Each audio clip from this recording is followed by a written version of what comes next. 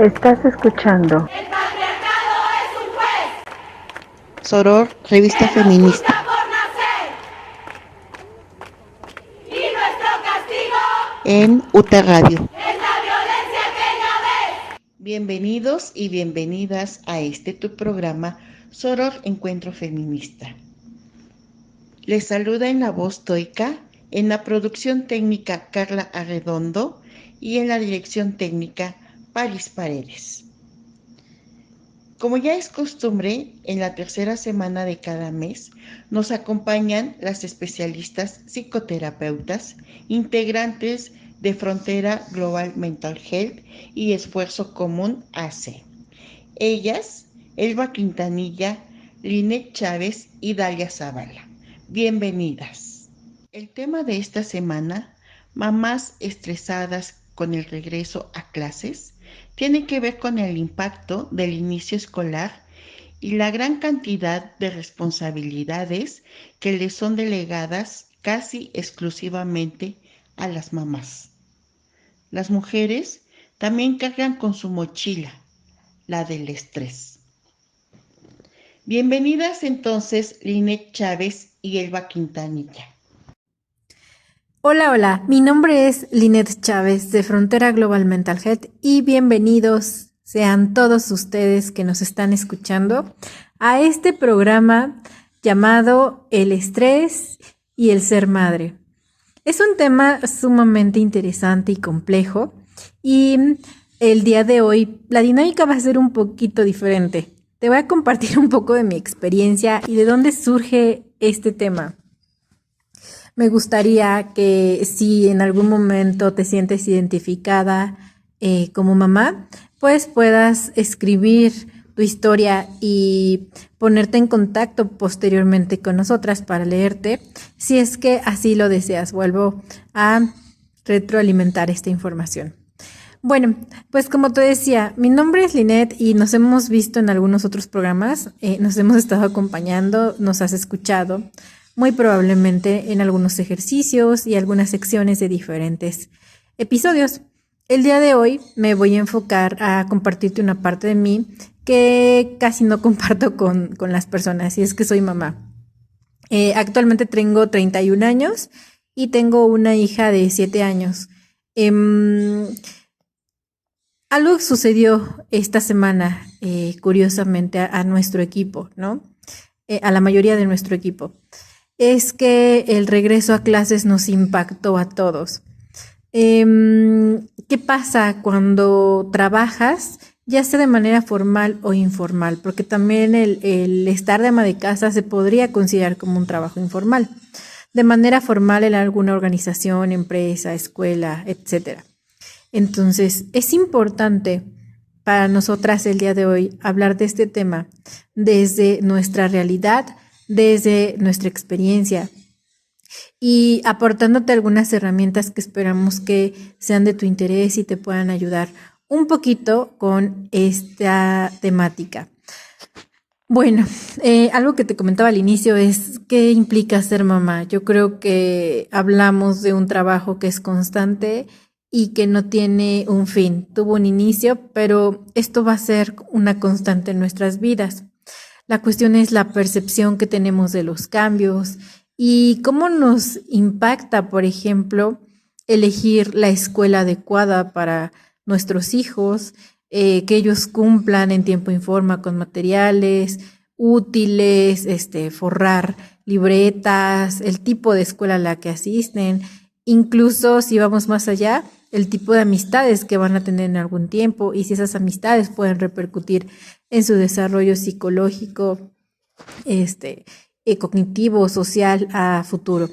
Entonces, probablemente esto te ha sucedido si eres mamá. Y bueno, pues que déjame decirte que estás en un espacio donde muchas compartimos este sentir. Las mujeres y más aún las madres estamos expuestas a elevadas demandas, tanto en el trabajo como en nuestras casas. A veces el trabajo se multiplica. Es ir a trabajar y regresar a casa y continuar con más labores. Las consecuencias de mantener durante todo el día estas actividades es que también el nivel de estrés se incrementa. ¿Qué es el estrés, no? A mí me gustaría definirlo de una forma sencilla, que es sinónimo de cambio, y lo hemos platicado en algún otro programa. El cambio implica cómo nos adaptamos ante las experiencias o ante las situaciones, tanto cotidianas como nuevas en nuestra existencia. Entonces, entre más situaciones de cambio tengo, mayor índice de estrés probablemente voy a tener. ¿Qué cambios tenemos en estas fechas, no? Puede haber una desestabilización en la economía, ¿no? Si no tuvimos un ahorro para los útiles de nuestros hijos, uniformes, colegiaturas, o el pago de cuotas que se hace anualmente, dependiendo en qué escuela vayan tus hijos. Bueno, ese sería un cambio, entonces afecta a nuestra economía. Socialmente también influye. En ocasiones tenemos que estar como más atentos a los círculos con los que conviven nuestros hijos, con los que interactúan, y nosotros también, cómo interactuamos con otros padres de familia. Eso es sumamente interesante. Entonces podemos agregar un cambio social. A eso súmale un cambio académico. Vienen nuevos retos, nuevas experiencias, posibilidades, áreas de oportunidad para nuestros hijos. Y bueno, con estas áreas de oportunidad también vienen situaciones a las que hay que hacerle frente, ¿no? Tareas, trabajos, proyectos, ejercicios, dar continuidad en ocasiones a lo que ven dentro de la escuela. E imagínate cómo fue la pandemia para algunos que trabajaban, estaban en casa y aparte tenían que apoyar en este proceso de sus hijos, porque al final también es un trabajo tripartita entre la escuela, entre padres de familia e hijos. Y bueno, ya llevamos 3 cambios. A esto ahora súmale un cambio que en algunos casos, no es en todos, un cambio hormonal. Si, por ejemplo, tu hijo empieza la secundaria, ¿no? O está entrando a la etapa de la adolescencia o la etapa de la pubertad, entonces serían ya 4 tipos de cambios. Ahora, también es un cambio de hábitos, de rutina. Puede ser que impacta en la hora del sueño, ¿no? En vacaciones podemos dormir un poco más o los niños pueden dormir un poco más. Y entonces eso influye en su personalidad. La alimentación, si tus hijos pasan a desayunar, ¿no? O qué les vas a hacer también para desayunar, o si les vas a dar dinero para que desayunen dentro de su escuela. Bueno, pues para este cambio tenemos que ver si contamos con dinero para darles, para que gasten, o qué puedo hacer de desayunar, y también que este desayuno sea variado, que no sea siempre lo mismo, y que también tomando en cuenta que a los pequeños, ya sean niños, adolescentes, les guste, ¿no? Porque también hay alimentos que no les gusta, y vamos sumando ya 5 cambios. Entonces también hay otro cambio que atravesamos que tiene que ver con la parte de la pandemia, ¿no? Muchos están regresando de manera presencial. Seamos realistas, tenemos rezago de algunas experiencias o aprendizajes que no se pudieron llevar de manera totalitaria o como se esperaba, pues en la realidad. Y hay que pulir algunos detalles, ¿no? En mi caso, me gustaría compartirles esto. Mi hija se atrasó muchísimo en la lectura y entonces me empezó a generar situaciones de culpa, de miedo, tensión. Ella empezó hasta cierto punto a recibir el año pasado algunas críticas de sus compañeritos, ¿no? Que iban más adelantados porque ella estuvo en otro estado y estuvo de manera en línea completamente.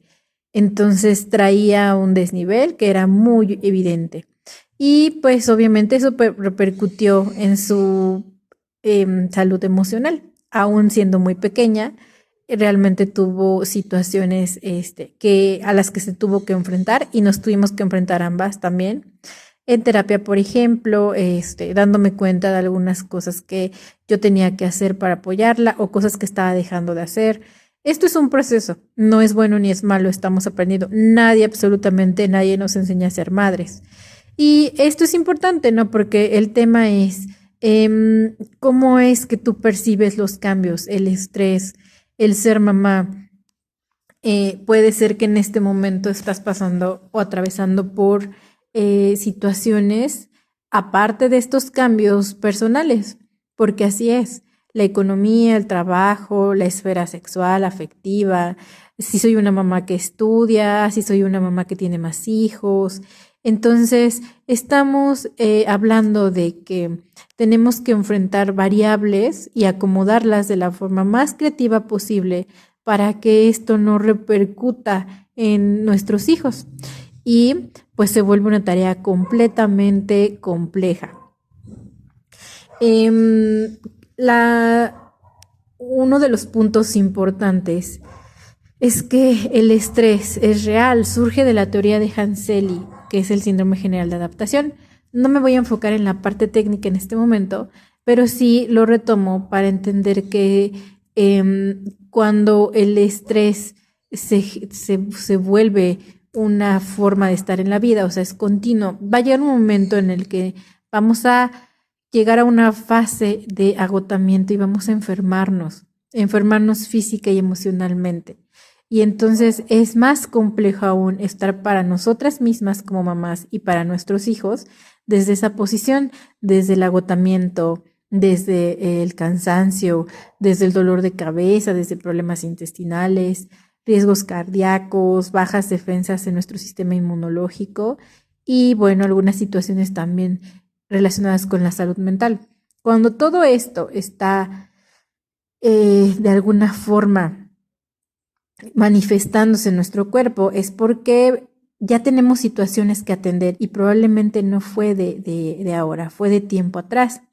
Entonces, es importante entender que el cuerpo nos va avisando. Eso se conoce como conciencia corpórea. Y un estrés mal gestionado puede terminar en muchos tipos de situaciones que pueden atrasar nuestros proyectos, así como lo oyes, atrasar. ¿Cuál es el proyecto que tienes tú para tu vida? Todas las mamás somos diferentes, todas. Y todos los proyectos merecen respeto y merecen valor. Por muy sencillo o pequeño que tú lo percibas, es un sueño, es un proyecto y, vuelvo a repetir, merece respeto. Puede ser que para alguna mamá su proyecto de vida sea seguir estudiando, para alguna otra seguir creciendo laboralmente, para alguna otra mantener a su familia unida, para alguna otra estar presente para atender a sus hijos, a sus nietos, para alguna otra poner algún negocio o alguna empresa. Todas tenemos sueños diferentes. Y estos proyectos se pueden ver afectados si no nos cuidamos. Atrasar los proyectos. Hay mamás que estamos enfocadas a los hijos solamente, ¿no? Eso solo es un ejemplo y eso no está mal. Pero eso puede ser mi proyecto en este momento, porque yo decido enfocarme en eso. Y entonces, si yo me siento cansada, si yo me siento angustiada, si yo estoy triste, si yo me siento culpable o avergonzada o alguna otra, pues me voy alejando de esto que yo quiero concretar. Entonces, esto es un paso a la vez. Cada mujer reacciona diferente a la misma situación. Lo que para algunas mamás puede generar estrés, para otras no. En el trabajo, las madres se preocupan por el bienestar de sus hijos, de sus actividades, y en la casa se preocupan a veces por la parte laboral. Va a depender. Incluso si lo vemos de manera social, las madres solteras, por ejemplo, tienen una mayor presión. Entonces, todas somos diferentes, algunas acompañadas, algunas otras con ya experiencias previas de otros hijos. Y vuelvo a repetir, todas experimentan las situaciones de forma distinta. Y aquí te voy a hablar sobre un término que se conoce como ajuste creativo. ¿Qué son los ajustes creativos? Bueno, son aquellos que nos permiten obtener un aprendizaje o movernos de forma distinta a la experiencia, pero esa forma en la que respondemos nos sirve a nosotras y se vuelve también una manera de estar en la vida. Entonces, ¿cómo me puedo ajustar creativamente ante la vida? Pues obteniendo aprendizaje de estas experiencias, ¿no? Valorando, colocando en una balanza los pros y los contras, tomando nota de lo que me acontece y las reacciones que esto puede generar en mí y en los otros, es decir, el impacto. Me gustaría poner un ejemplo de cómo me ajusté creativamente esta semana. Resulta que pidieron las libretas borradas. Anteriormente mi hija iba en una libreta que no pedían las libretas borradas. Entonces, esta fue una experiencia completamente nueva para mí. Y pues como mamá primeriza voy y compro hule y listo, ¿no? La verdad es que me tardé muchísimo. Me tardé bastante, diría yo. Y pues yo hice solita todas estas actividades con gusto, pero la realidad es que también tengo otras cosas que atender. La verdad también terminé muy cansada y al otro día me di cuenta que todavía tenía muchos libros también que forrar, entonces se me terminó el plástico. Así que pasé a una tienda al día siguiente y ya no había plástico, solo te quedaba del adherible. Yo tenía un cupón y entonces decidí ocuparlo, me quedó un poquito más económico y bueno, tomé esa opción. No me convencía porque era más caro, entonces yo prefería tardarme un poco más y economizar. Bueno, la cuestión es que cuando utilizo este papel, rapidísimo forré los libros. Noté que lo hice en un tiempo récord, ¿no? Menos de 20 minutos había forrado lo que en un día anterior me había llevado como unas 3, 4 horas. Entonces, a mí eso me impresionó. Noté mucho en mi espalda cómo la tensión disminuía. Y traía yo precisamente tensión acumulada o dolor en la espalda del día anterior. Entonces, eso me hizo darme cuenta cómo es que a veces ponemos cosas que aparentemente no importan por encima de las demás, ¿no? Yo prefería mi economía, pero cuando veo esto, en una hora pude hacer cosas distintas y el descanso me permite estar para generar más dinero, ¿no? O simplemente poner más atención a otras cosas. Al final, si mi cuerpo se desgasta, voy a terminar asistiendo al médico y voy a tener que gastar eso que ahorré en plástico. Eso es lo que yo reflexioné y me doy cuenta de lo que son los ajustes creativos. Es poner en una balanza, atendiendo mi cuerpo, no solamente un eje que podría ser la parte económica, como fue en mi caso, sino poniendo en una balanza lo económico, lo social, lo profesional. Esta experiencia con el plástico me hizo darme cuenta de que vale la pena invertir, de que al final si yo me desgasto, si me canso o enfermo, tendría yo que invertir y sería dinero que al final no va a ser acumulado como yo pensaba. Y bueno, no sé si ustedes han atravesado por una experiencia similar. Los ajustes creativos entonces son esta parte donde buscamos la forma más ideal o cómoda de adaptarnos a la situación de acuerdo a quiénes somos, a nuestras características, a lo que en ese momento nos pueda servir para generar mayor bienestar. Y bueno, también, no por nada somos el segundo país a nivel mundial con mayor índice de estrés. Entonces, ¿qué estamos haciendo por cuidar nuestro cuerpo en estas experiencias? Digo, ya el inicio se dio, ya estamos a 2 semanas, pero si tú conectaste con una experiencia similar a la que yo experimenté, alguna otra, o tu cambio de rutina fue muy drástico, entonces esto nos puede servir de experiencia para el otro año. Nosotros también podemos generar una cultura de prevención. Y eso es importante, prevenir situaciones de riesgo en la familia. Probablemente esto que nos pasó, a lo mejor no todas, pero en algún punto que pudo impactar en algún eje, pues para el otro año se puede evitar. Entonces, esta cultura de prevención puede ser desde el ahorro, desde el autocuidado, desde el conectar más con las necesidades de nuestros hijos. Alguien me comentaba algo muy curioso, ¿no? Y cómo los conflictos pueden generar de algo tan sencillo.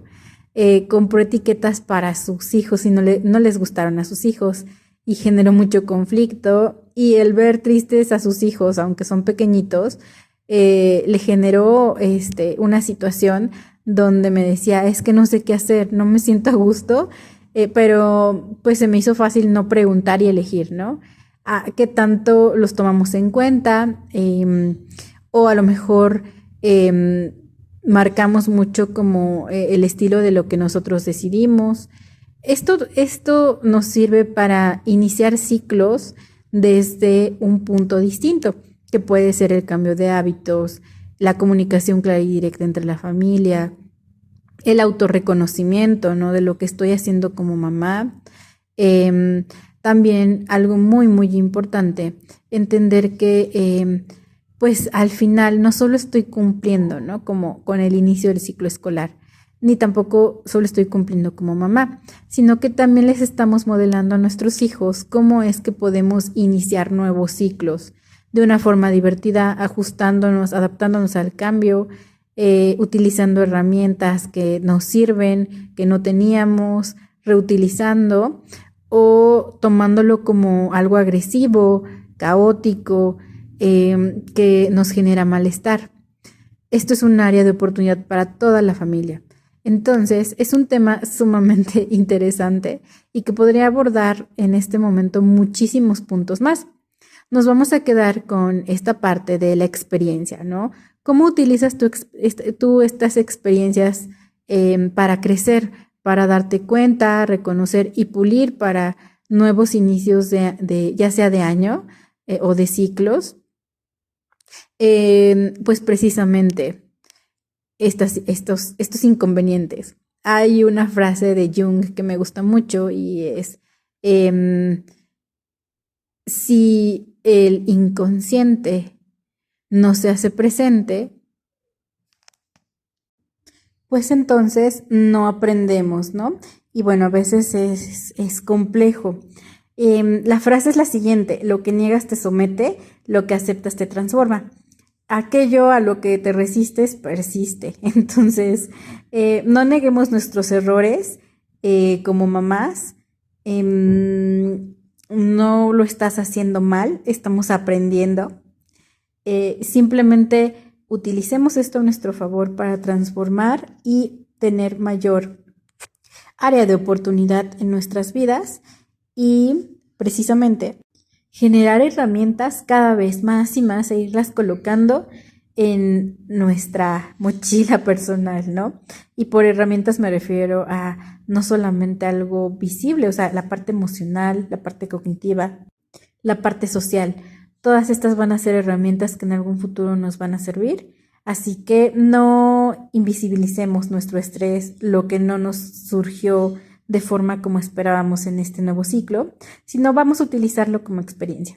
Y bueno, espero que te haya gustado esta parte que te compartí de mi historia de vida, cómo lo conecté con el tema de ajustes creativos. Mi nombre es Lynette Chávez y nos vemos en el próximo episodio. Muchas gracias, Lynette, por compartirnos todas estas líneas de cómo las mamás sienten el estrés con el retorno escolar de sus hijos.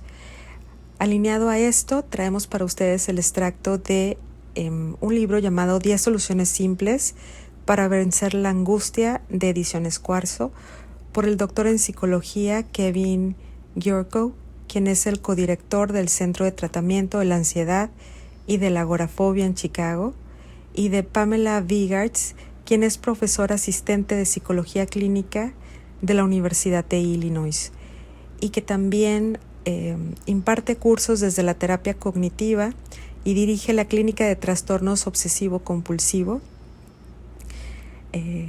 y se enfoca en pacientes que sufren trastornos de ansiedad. muy bien. Ellos lo que nos comparten es que hay que primero definir precisamente de lo que se refieren cuando hablan de angustia. Ellos indican que la angustia consiste de 3 partes fundamentales. La primera es una orientación hacia el futuro, la segunda es una exageración y la tercera es un razonamiento basado en el lenguaje, es decir, en palabras. Hablando del primer elemento fundamental, que es una orientación hacia el futuro, lo que indican es que al angustiarse se concentra invariablemente en algo que podría suceder, pero que no ha sucedido aún. Podría usted estar en desacuerdo. Podría también argumentar que uno se angustia por cosas que realmente están sucediendo en este preciso momento y no en el futuro. Sin embargo, un análisis más detallado podría revelar la verdad. Por ejemplo, supongamos que usted va camino a dejar a sus hijos a la escuela y repentinamente la llanta de su auto sufre una ponchadura. Como resultado, usted siente ansiedad, tensión y angustia. Sin embargo, antes de que concluya que su actual predicamento es lo que le tiene angustiado, hágase la siguiente pregunta. ¿Su angustia realmente se debe a la ponchadura de su llanta o le angustian las posibles consecuencias de la ponchadura de la llanta? Si usted se siente angustiado, su mente seguramente estará repleta de pensamientos sobre las futuras consecuencias. Tal vez piense, ¿cuánto me va a costar reparar esto? ¿Qué va a suceder con mis hijos porque van a llegar tarde a sus clases? ¿Será que me voy a quedar sin mi auto para los eventos de la tarde? ¿Son seguras mis llantas? Como podrá ver, cuando la angustia lo acomete, aún durante un suceso negativo como lo es una ponchadura, esta provoca dolor al visualizar en el futuro los desastres que aún no suceden. Por supuesto que el simple hecho de concentrarse en el futuro no captura por completo la esencia de la angustia. Una visión positiva del futuro puede hacerlo sentir esperanzado y emocionado. Para que tenga lugar la angustia, sus pensamientos sobre el futuro necesitan ser catastróficos, lo cual constituye el siguiente elemento fundamental para la angustia. Esto se debe a que al angustiarse usted piensa en el futuro bajo una luz muy negativa. Otro ejemplo escolar similar sería cuando uno de sus hijos presenta una calificación reprobatoria de una de sus materias y usted puede empezar a notar o percibir pensamientos de cuáles van a ser las consecuencias tanto para usted como para su hijo de esa calificación. Posiblemente piense si tenga que repetir el curso y usted tenga que pagar nuevamente un año de escuela, o bien si tendrá algún problema su hijo en el siguiente año escolar o en el siguiente nivel académico. Bien, ya que hemos aclarado los 2 primeros criterios de angustia, que es 1, usted está concentrado en el futuro y 2, usted está pensando de manera catastrófica, la última parte de la definición de el doctor Gyorkoy y la doctora Vigard sería lo que por accidente Thomas Borkovec, el precursor del análisis de la angustia, descubrió por accidente, que lo hizo a tratar de estudiar el insomnio. Durante una investigación con personas que tenían dificultad para dormir, descubrió lo siguiente, que tenían estas personas una excesiva actividad mental parecida a la angustia. Y esta actividad mental se expresaba en palabras y no en imágenes. Lo que descubrió entonces Borkovec es que las personas que se angustian piensan casi exclusivamente en palabras. Y por eso es que hablábamos que el tercer elemento se refiere a pensamiento basado en lenguaje.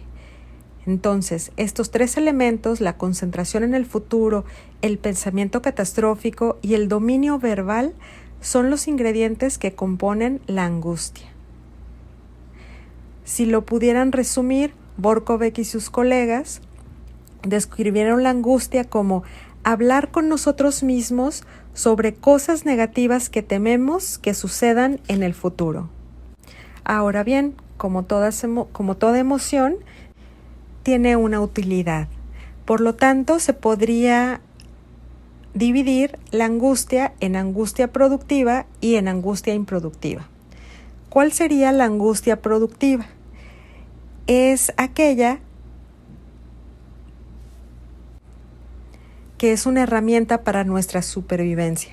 Pensemos que conforme la humanidad evolucionaba, aquellos que se preocupaban por su siguiente comida y como resultado tomaban la acción pertinente para conseguir más alimento, sobrevivían y tenían mayor posibilidad de prosperar. Los que no se preocupaban estaban más propensos a morir de hambre. De la misma manera, la angustia puede ayudarle a resolver problemas y a manejar los peligros de su propia vida. Por ejemplo, si se preocupa por su salud, lo puede alentar a hacer cambios positivos, como dejar de fumar o ejercitarse más a menudo. Estos resultados son relacionados a la angustia productiva. Entonces, podríamos indicar que la angustia productiva es aquella que le ayuda a resolver problemas reales e inmediatos en su vida. Se concentran en un problema real y genera pasos claros y específicos para resolverlo. Ahora bien, la angustia improductiva se compone de dos elementos. El primero es que la angustia improductiva no genera ningún curso claro de acción. Uno de los antídotos contra la angustia y la ansiedad es tomar una acción productiva. La ansiedad es su respuesta al estilo de luchar o renunciar, el mecanismo que posee su cuerpo para responder frente al peligro. Desafortunadamente eso es imposible con las angustias improductivas porque éstas lo paralizan, frustrando cualquier acción eficaz. El segundo elemento que convierte a la angustia en algo improductivo es concentrarse en un suceso improbable, por ejemplo, un accidente aéreo o un acto terrorista. Enfrentémoslo, la vida es riesgosa, nos enfrentamos a muchos peligros cada día. Sin embargo, al concentrar su atención en peligros remotos, pierde tiempo y energía en sentirse inútilmente tenso y ansioso. Peor aún, puede tomar decisiones que disminuyen su calidad de vida si se concentra en esos temores. Así que la primera sugerencia que se trae para ustedes desde este extracto sería que usted aprenda a identificar cada vez que se sienta angustiado si su angustia es productiva o improductiva. Por ejemplo, angustiarse por mi hijo, mi hija reprobará la escuela. Para poder identificar si es una angustia productiva o improductiva, hágase las siguientes preguntas. ¿Me estoy concentrando en un problema real? ¿Puedo resolver el problema? ¿La angustia me motiva a tomar una acción? ¿Estoy generando posibles soluciones? ¿Estoy actuando de acuerdo con esas soluciones? Si respondió negativamente a cualquiera de estas preguntas, habrá más probabilidades de que su angustia sea improductiva, provocándole una innecesaria sensación de nerviosismo, ansiedad y tensión. Ahora bien, la segunda sugerencia para el manejo de su angustia sería el ejercicio llamado automonitoreo. A lo que se refiere este ejercicio sería a apuntar y monitorear su angustia y llevar un diario de ellas. Puede comenzar a monitorear sus propias angustias anotándolas en una libreta. Para hacerlos, puede dividir la hoja en 3 columnas. En la primera columna anote lo que le preocupa o angustia. En la segunda anote cuándo se angustió, incluyendo la fecha y la hora. En la tercera, anote qué tan ansioso se sentía en una escala del 1 al 10, siendo 10 la mayor ansiedad.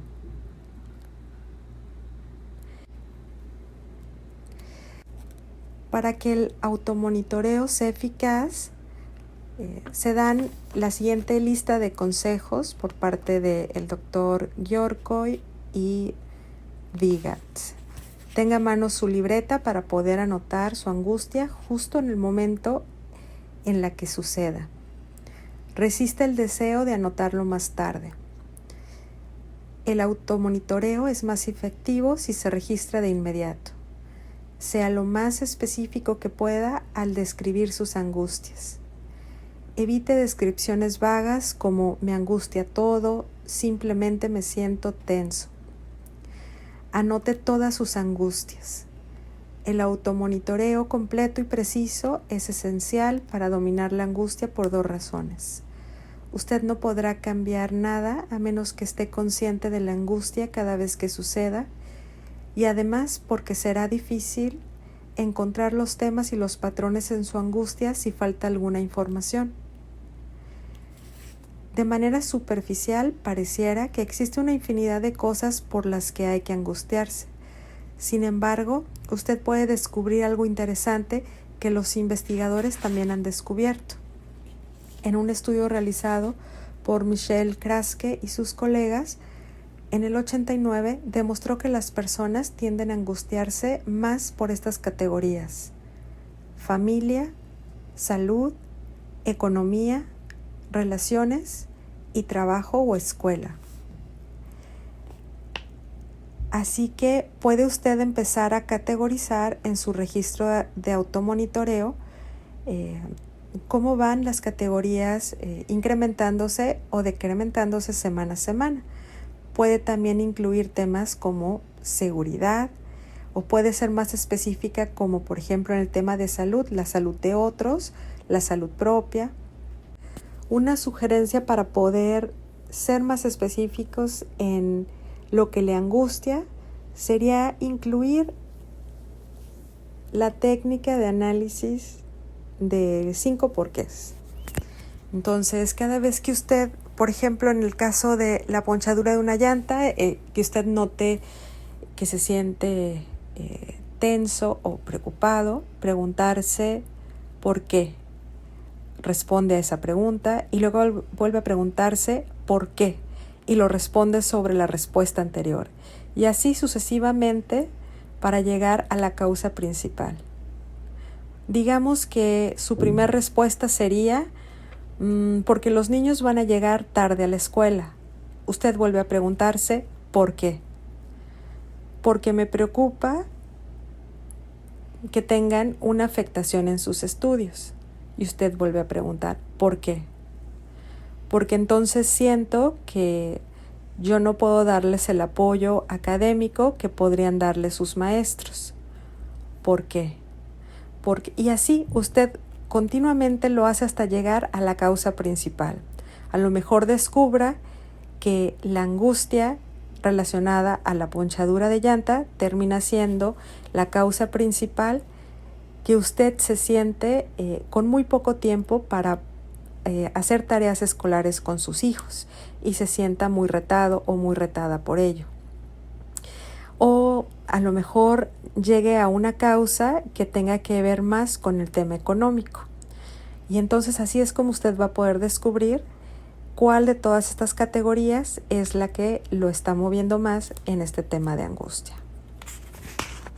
Ahora bien, otro ejercicio tomado de este mismo libro del doctor Giorgoj y de la doctora Vygarts, una vez que usted ya tenga su automonitoreo y usted pueda identificar a lo que siente angustia, se llama este ejercicio el pensamiento anticatastrófico. Muy bien. Un buen antídoto es hacerse una serie de preguntas dirigidas a decatastrofizar su pensamiento. Aquí algunos ejemplos de estas preguntas. Por ejemplo, ¿cuál sería el peor escenario? ¿Cuánta probabilidad existe de que se presente el peor escenario? ¿Qué podría hacer para enfrentar el peor escenario? ¿Cuáles son, por lo menos, los otros 3 posibles resultados? ¿Cuál es el resultado más probable? ¿Cuántas veces he tenido razón al predecir el desastre? Como usted podrá ir viendo, todas estas preguntas le empiezan a llevar de una angustia improductiva a una angustia productiva. Primero empieza a cernir la realidad de su preocupación y después empieza a notar los recursos que tiene y las posibles soluciones, incluso si están en el futuro o si las puede prevenir con anterioridad. Por ejemplo, si usted descubrió que la ponchadura de la llanta tiene que ver con una angustia por no tener suficiente tiempo para hacer tareas escolares con sus hijos, al hacerse estas preguntas, usted puede empezar a identificar la red de recursos que no nada más son económicos, sino a veces también son sociales o familiares con los que usted cuenta, o incluso tecnológicos, para poder abastecer una serie de soluciones a este posible problema.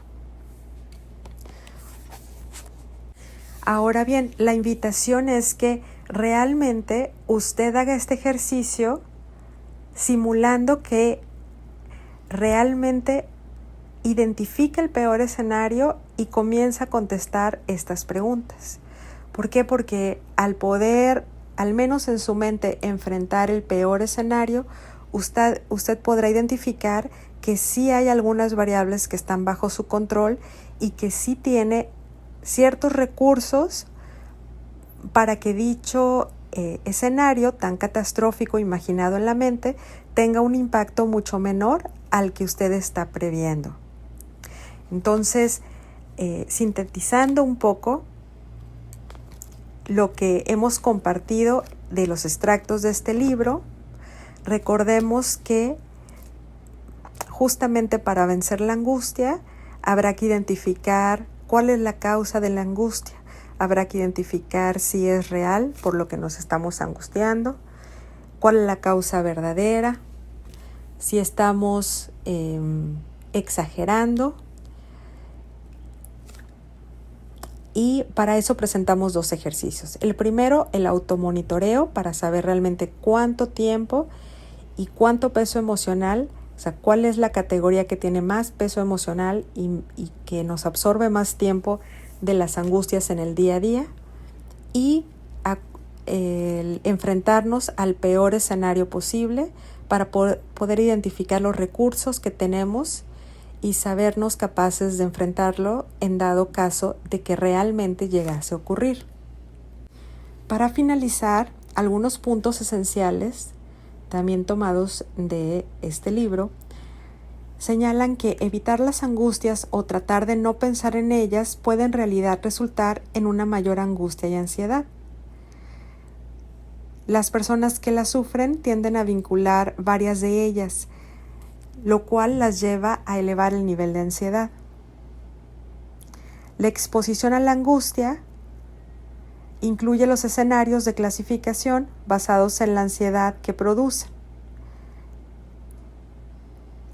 Enfrentarse a una angustia a la vez permite evaluar la temida consecuencia, como en el ejercicio que les compartimos. Aferrarse a la angustia el tiempo suficiente resulta en una disminución de la ansiedad o en una habituación. La exposición también ofrece la posibilidad de poner en práctica la aplicación de las habilidades para el control de ansiedad, tales como la relajación o poner a prueba las distorsiones cognitivas. Es importante que noten que estos ejercicios son bastante útiles, sin embargo, no son recomendables para personas que tienen una situación angustiante que está relacionada a un trauma. Para ello es necesario que visiten con un especialista. Incluso esos ejercicios, aunque son muy útiles, no reemplazan en ningún momento la visita a un especialista de su preferencia de salud mental. Muchísimas gracias como siempre por sintonizarnos. Muchas gracias a Toika, al equipo de Soror Encuentro Feminista, a Radio UTA y a Frontera Global Mental Health, así como a Esfuerzo Común AC. Recuerden que en la página de esfuerzocomún.mx pueden acceder a algunas de las relajaciones guiadas para COVID que están permanentemente disponibles en la campaña México Respira, Sana y Avanza. Muchísimas gracias y nos escuchamos en el siguiente programa el próximo mes. Gracias como siempre por su presencia auditiva. Antes de concluir, enviamos nuestro agradecimiento y reconocimiento a Elba Quintanilla y a Linet Chávez por el gran profesionalismo para la realización de tu programa Soror Encuentro Feminista. Recuerden que las podemos visitar en las redes sociales de Frontera Global Mental Health y Esfuerzo Común AC. No olviden dejar sus sugerencias y comentarios. Y a Elba, a Linet, las esperamos el próximo mes, en la tercera semana de octubre. Serán bienvenidas. Nos despedimos con el gusto de siempre y agradecemos tu acompañamiento y escucha en esta estación www.radiouta.com los jueves a las 7 de la noche y los domingos a través de nuestro canal en YouTube, el canal para Soror Encuentro Feminista. No olvides dejar tus comentarios y te esperamos en nuestra próxima emisión. Hasta pronto.